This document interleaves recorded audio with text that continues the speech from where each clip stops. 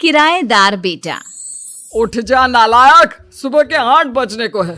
तुझे एग्जाम नहीं देना क्या? थोड़ी देर और सोने दीजिए ना पापा। तू उठता है या फिर मैं तेरे ऊपर पानी फेंकूं? रोज गधों की तरह सोता रहता है, पेपर की कोई टेंशन ही नहीं है।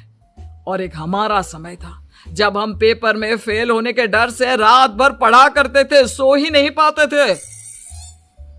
तो क्या अब आप उसका बदला मुझसे लेंगे? मैं 15 मिनट बाद उठ जाऊंगा, आप प्लीज जाइए, मुझे डिस्टर्ब मत कीजिए। इतना कहकर रौनक रजाई ढककर फिर से सो जाता है। तू ऐसा नहीं मानेगा, रुक मैं अभी पानी लेकर आता हूं। बस फिर क्या था, इतना कहकर वो भागते हुए बाथरूम में जाते हैं और पानी की एक बड़ी सी बाल्टी लाकर रौनक के ऊपर फेंक देते हैं। पानी पड़ते ही रौनक झट से उठ जाता है। ये आपने क्या किया पापा? अब तो उठेगा नहीं तो यही करना पड़ेगा ना। वैसे थैंक्स डैड, आपके कारण ना अब मुझे नहाने की भी जरूरत नहीं पड़ेगी। चलिए अब आप माँ से बोलकर मेरे कपड़े निकलवा दीजिए, तब तक मैं ब्रश कर लेता हूँ।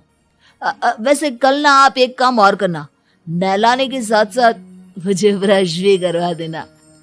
ये ब्रश करने में ना मुझे बहुत आलस आता है। रौनक की बातों से अरविंद का मुंह खुला का खुला रह जाता है। वो अपनी पत्नी कमला के पास जाता है और रौनक की हरकतों के बारे में बताता है, जिसे सुन उसकी पत्नी हंसने लगती है। तुम अपने बेटे को समझाने के बजाय हंस रही हो।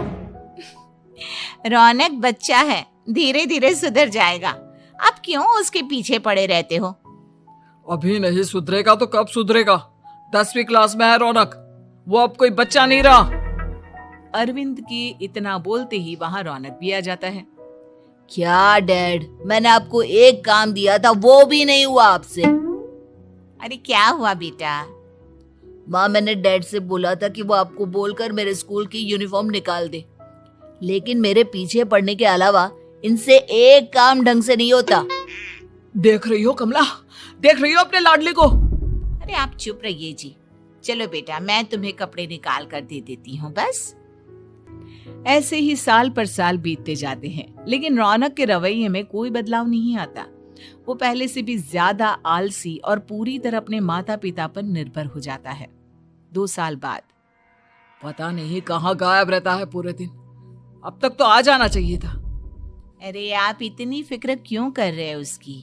दोस्तों के साथ खेल रहा होगा, आ जाएगा अभी। ये कोई टाइम है खेलने का? 10 बजने वाले हैं, इतनी रात में कौन खेलता है? कमला कुछ कहती उससे पहले ही रौनक वहां आ जाता है। मम्मी जल्दी से खाना लगा दो, बहुत भूख लग रही है। तुम्हें तब तक खाना नहीं मिलेगा जब तक तुम बता नहीं देते कि इतनी रात गए कहां से आ रहे हो। ओ प्लीज डैड, अब आप एसी पे प्रद्युमन बनकर मेरे सर पर बंदूक लेकर मत बैठ जाना। अपनी फालतू की बकवास बंद कर और बता कहां से आ रहा है। माँ अब समझाइए ना डैड को। बता देना बेटा, इनको भी तसल्ली हो जाएगी। आप बोल रही हैं तो बता देता हूँ, मैं दोस्तों के साथ मूवी देखने गया था, इसलिए देर हो गई। तो इन सब चीजों में मेरे पैसे उड़ाता है? कभी 1 रुपया कमाने के बारे में सोचा है तूने? जब देखो हवा की तरह पैसे उड़ाता रहता है। माँ अब आप इन्हें चुप करा दीजिए, वरना ना मुझे गुस्सा आ जाएगा। अच्छा क्या कर लेगा? बता ना क्या कर लेगा तू? वैसे बात तो ठीक ही है, मैं कर ही क्या सकता हूँ, पैसे तो फिर भी मैं आपसे ही मांगूंगा ना। चलिए अब ये सब बात छोड़िए और मम्मी मेरे लिए खाना लगा दीजिए। अभी लगा देती हूँ बेटा। मैं बता रहा हूँ कमला, एक दिन ये ऐसे ही बिगड़ जाएगा। उफ़ो, आप क्यों इतना पीछे पड़े रहते हो मेरे बच्चे के? बात की बाद में देखेंगे, अभी आप शांति से उसे खाना खाने देंगे। अगले दिन डैडी मुझे 10,000 रुपए चाहिए। हाँ? अब इतने पैसे क्यों चाहिए तुझे? डैड अब बिना सवाल किए कभी पैसे नहीं दे सकते क्या? जब तक तू बताएगा नहीं तुझे पैसे भी नहीं मिलेंगे। अरे अब आप अपने बेटे को पैसे भी नहीं दे सकते? नालायक, तेरी उम्र के लोग नौकरी करते हैं और एक तू है जो नौकरी करने का नाम ही नहीं लेता कभी। आप लोगों के होते हुए भला मैं नौकरी क्यों करूं? अरे हम कब तक पैसे देंगे तुझे?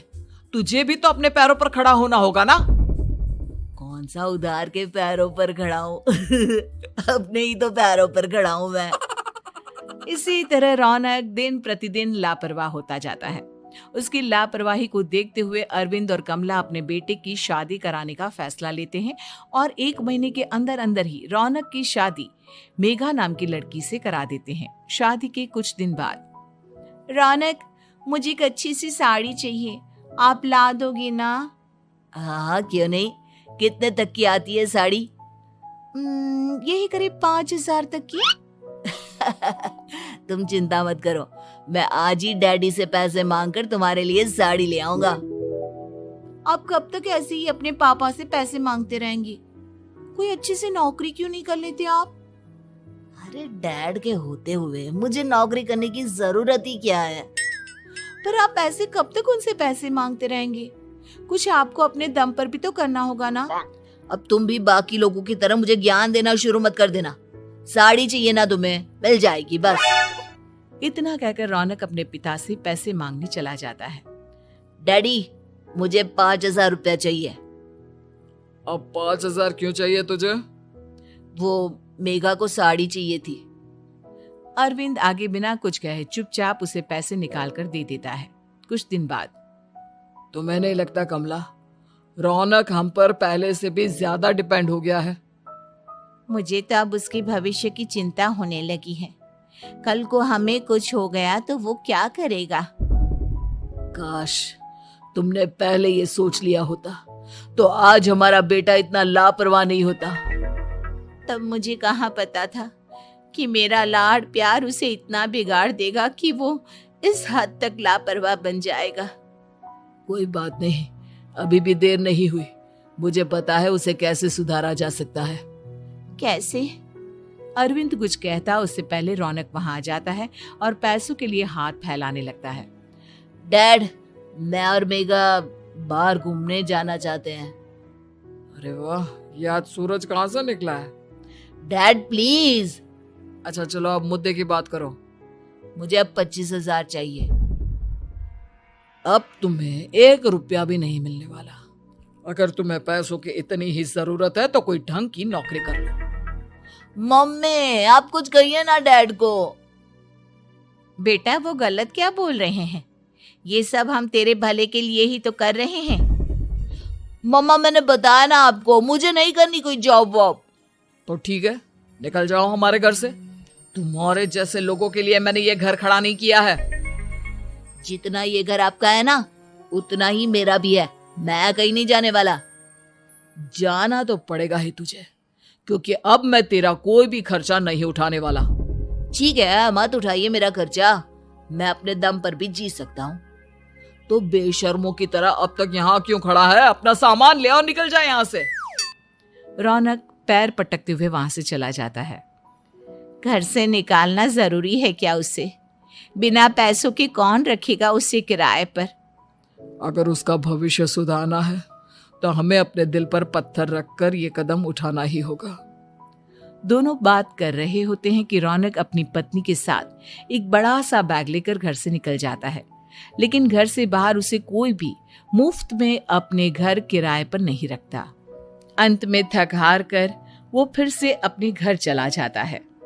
क्या हुआ? थोड़ी देर पहले तो दहाड़ते हुए घर से निकला था, अब क्या हुआ? नहीं रखा ना किसी ने तुझे किराए पर? डैड प्लीज, मैं कुछ दिनों में कोई अच्छी सी नौकरी शुरू कर दूंगा। आप तब तक तो हमें रख लीजिए प्लीज। सुबह से रात हो चुकी है लेकिन कोई हमें रखने को राजी नहीं है। अब आप ही बताइए, इतनी रात को मैं मेघा को लेकर कहाँ जाऊंगा? ठीक है ठीक है, बहू की वजह से मैं तुझे घर पर रख रहा हूँ, लेकिन तू इस घर में एक बेटे की नहीं बल्कि एक किराएदार की हैसियत से रहेगा। 3 महीने है तेरे पास। इन 3 महीनों के अंदर अंदर मुझे तेरी पहली तनख्वाह हाथ में चाहिए, समझ गया?